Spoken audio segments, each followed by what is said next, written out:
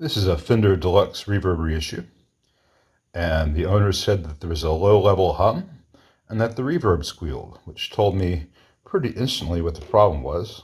Allow me to demonstrate.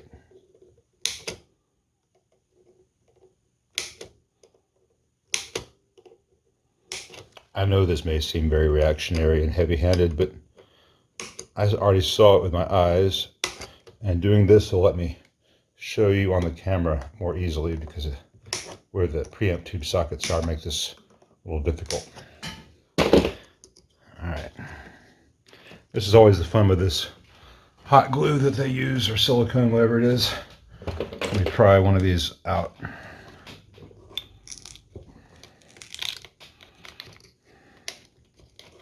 Two of these out, actually.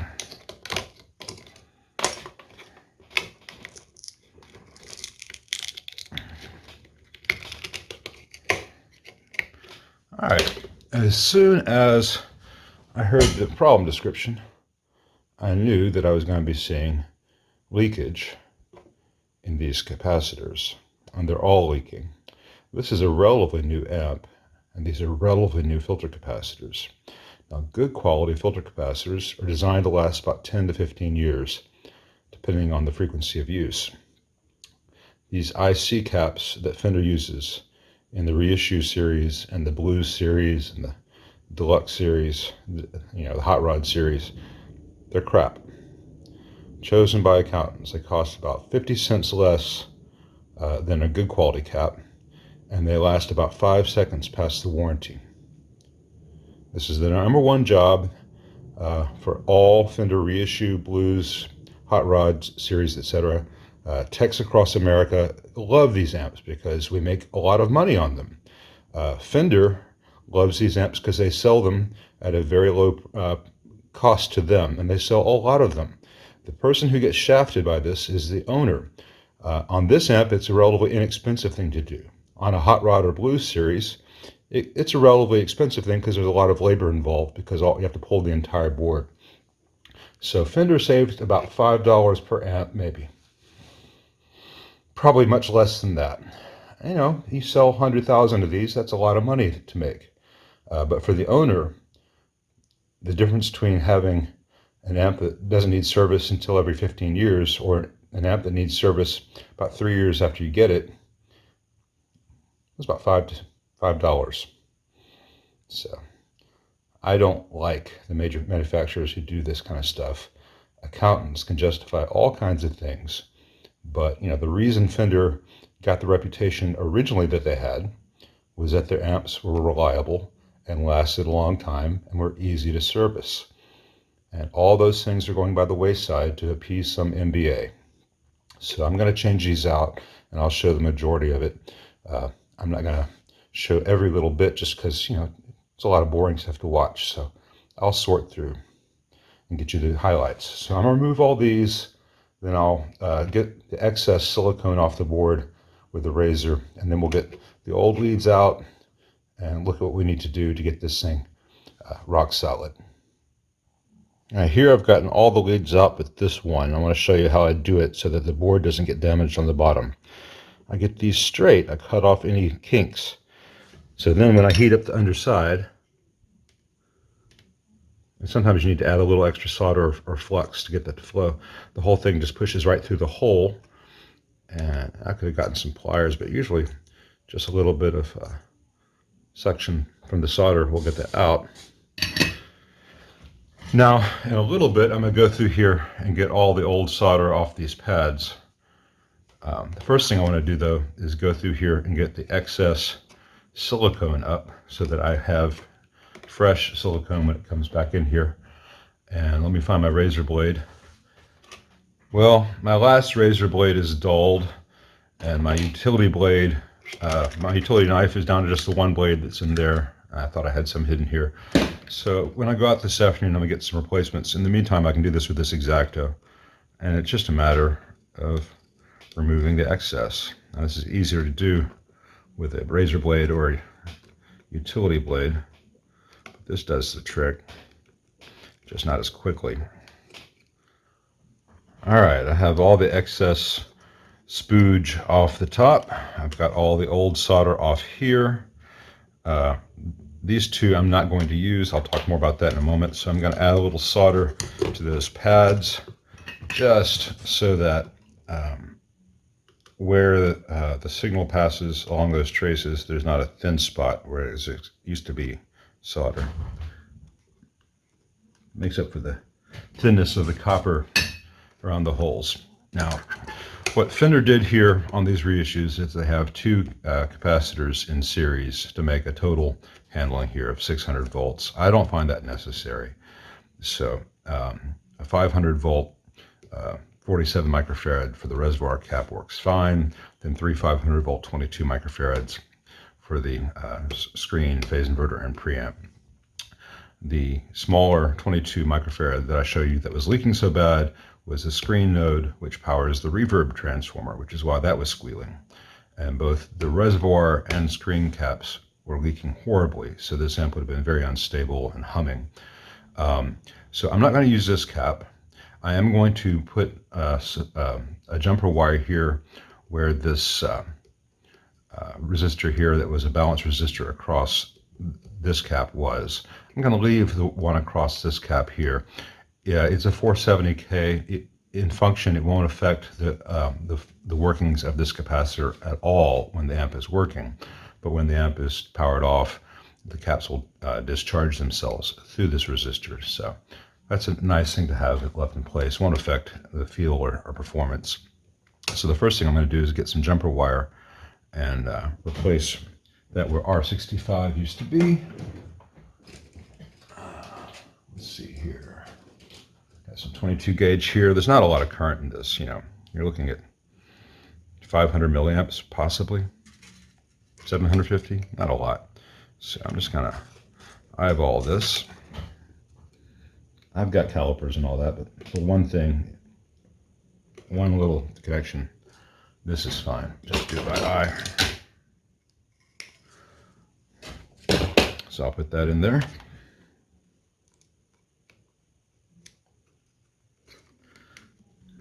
And from the other side, I don't know if you'll be able to see this. I'm gonna get a little mechanical crimp before I solder without damaging the board. I don't know if that's visible there. And then I will snip off the excess just outside the boundary of the solder pads. And that little piece that went flying off I will find later when I walk barefoot through this room. That's the way the world works. Now, something I don't show on this channel very often because it's kind of implied if you've been doing this for a while, but from time to time I will tin the iron, let that solder work its way around, and I wipe off the excess. Then I can apply the iron to the joint and then add solder to the heated joint where the component and whatever it's connecting to are already warm. And I'm working hot, so this doesn't take very long. You know, if you're trying to do this with a 20-30 watt iron from Radio Shack back in the day, that would take a long time. By the time what I wanted to heat up was hot, everything would have been hot. Or if you do this with a 50 or higher wattage iron, you just burn the hell out of everything. This is a small chisel tip. I have a relatively large area I can use, or I can use the side for a small connection, and I'm working at 700 degrees Fahrenheit, which is about 375 Celsius, roughly. All right, so that jumper is there, which means that this cap is no longer needed, and this will be the reservoir. So I want to take these 22 microfarads and pre-measure them. So about 1/8 of an inch off each end. I'm going to give a nice little curve to each one. Put them to the side. Do the same for each one of these. I like it so that the value is facing up. So the next tech, you know, hopefully in 15 years or so from now, will know what I did. I won't have to guess at anything. I like to make things readable if there is a value. I'm not trying to hide in my work. I don't like the hide your work or paint things or goop things approach. So I need to do about 1/2 inch on this one.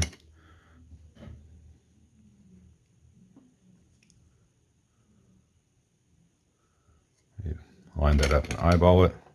That's going to work great because this will form itself exactly where I want it to be once it's pulled in place. So it's time for some fresh silicone, and I'm using some non-reactive RTV. And I do 2 at once because I find if I do all the silicone at once, I forget where it is and I get it all over my fingers.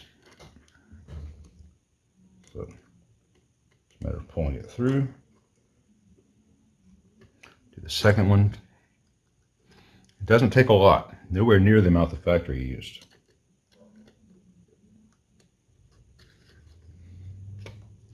Once I get those there, again, I bend the leads so there's a mechanical crimp before I solder.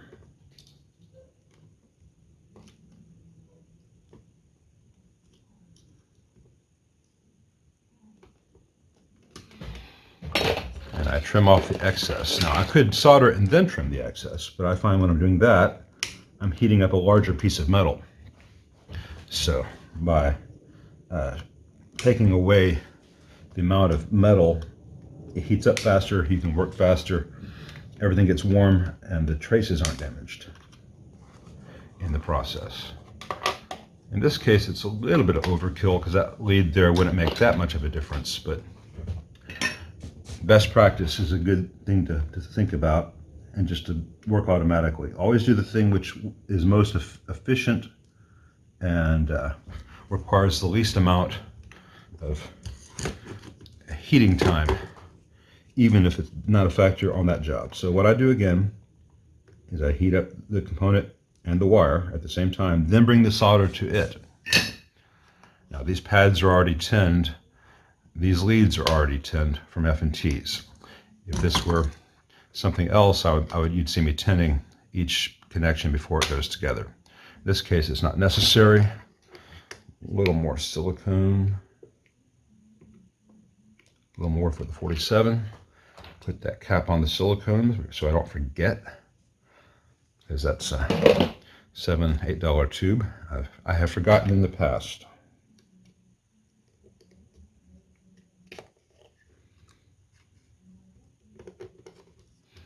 Same process here.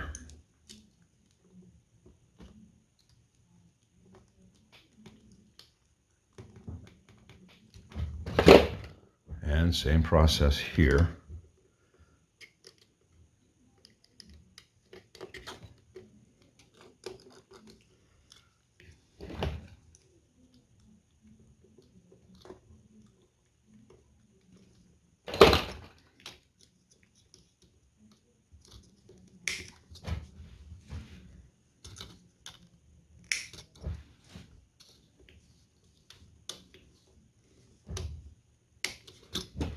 My snippers are getting dull. I need to get new ones. I go through about 3 pairs of these a year, I think.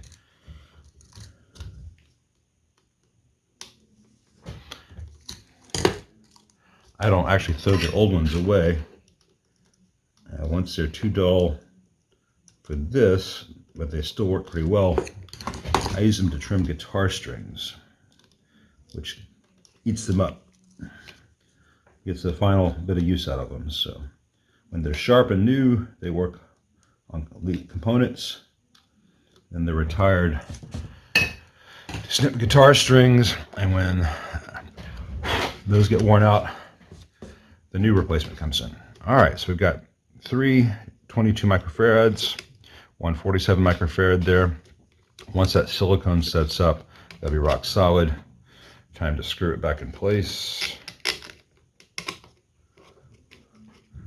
Start it by hand, because if you start it with a drill and you're off, you can damage the end of the screw because they're going into existing insert holes in the chassis. So if you miss it, you just grab chassis, you mess up the end of that screw. That screwdriver is too long. Here we go. Now, if there were a bunch of these, I'd get out my power screwdriver. And normally I would anyway, because it's easy and it's right next to me. But also know that if I use it right here, it'll bang into the camera. And I can do 4 of them on camera. So at this point, the amp should no longer hum and the reverb should not squeal. We will test that hypothesis. So let me get this set up for that part. Okay, it's all powered up. I've not checked the bias yet, but there is no huge hum and the reverb works. That said, there is a lot of noise when either volume is adjusted. There's a bit of a hum that comes in there that's related to the volume pipe. And let's see with the no crackle on the treble and little bit of dirt on the treble, nothing on the bass. Reverb isn't squealing. So I think these pots just need to be cleaned. Now notice he's got a Hofner teacup knob on there. I asked him if he wanted a Fender knob. He said he liked that, and that's fine. I'd just be a little bit concerned. That's a very expensive, difficult to find knob these days, but it's his choice. So now I know that the bad hum from those bad capacitors has been resolved. I'll say that again on camera. So now I know that the bad hum from those capacitors has been resolved. And the next thing to do is deal with these very dirty, possibly intermittent pots. And that's always a fun thing to explain to owners, that working on these things is like peeling an onion. The bad filter caps were the first, most immediate layer.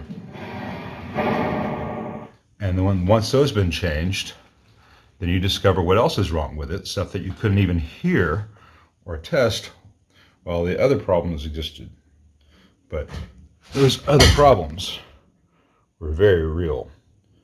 When a capacitor is doing this, it is time for new ones. The pots. There's an angle there. That's the bass pot.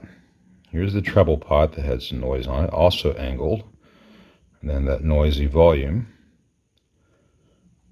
This amp has been dropped on its face. Over here, I got the bass. Doesn't look damaged. Treble, got a slight angle to it. That should be 90 degrees from the panel. And the volume here. And this is the volume that was really noisy. Oh, look, the nut's loose.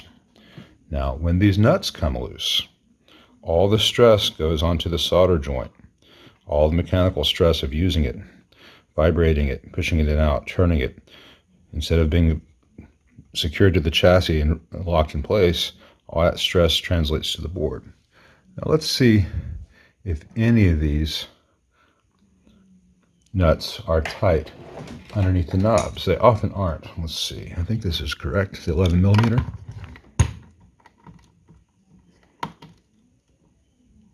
All right, tight. Almost tight. Tight. Almost tight. Almost tight.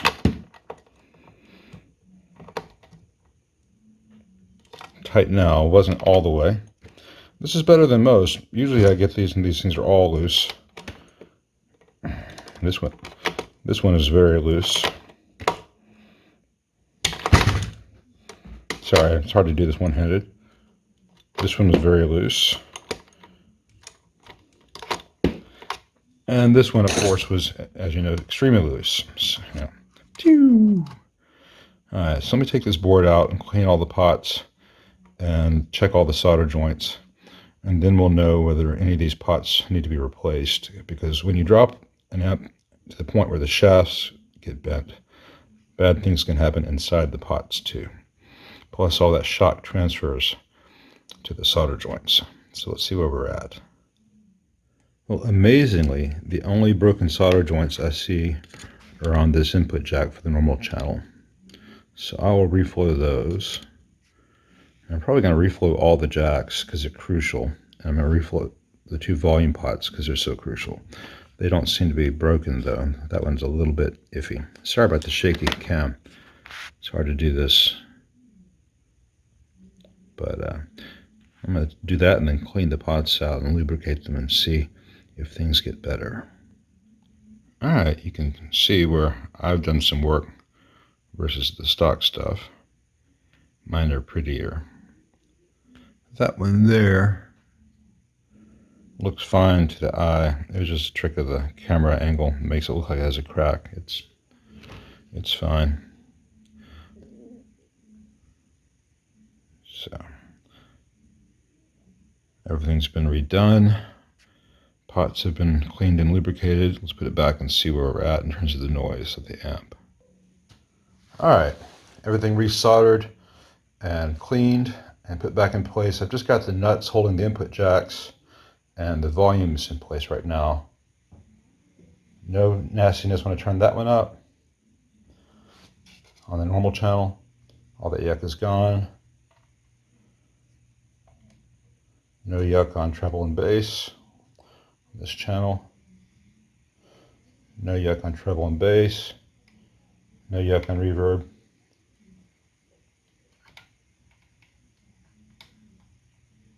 Tremolo is disconnected, so it's not going to work. But there's no yuck on the one part that is tied to audio. So let me just do a quick little test to make sure I'm not missing anything when there's signal. And then I'll put all the nuts back. Also clean the panel while I was at it because it's nice. Be careful using solvents on front panels of amps.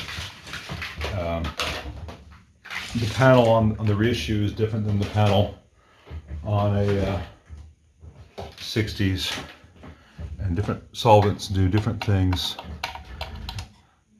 When in doubt, use just a little bit of warm water and a very soft cloth, unless it's a Marshall, in which case never get it wet at all.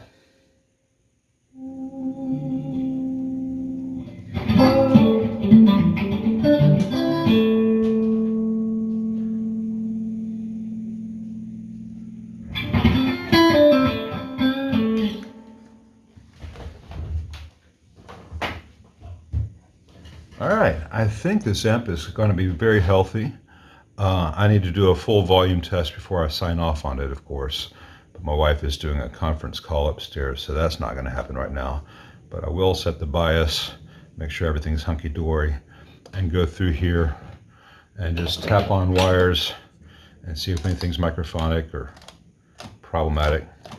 Some noises are normal, and the trick is to learn what's normal and what's not. And yeah, it makes noise when you do that, but in operation that doesn't happen. I mean, you're deliberately provoking it, so to speak. So I'll report back, but I expect this thing will be very happy.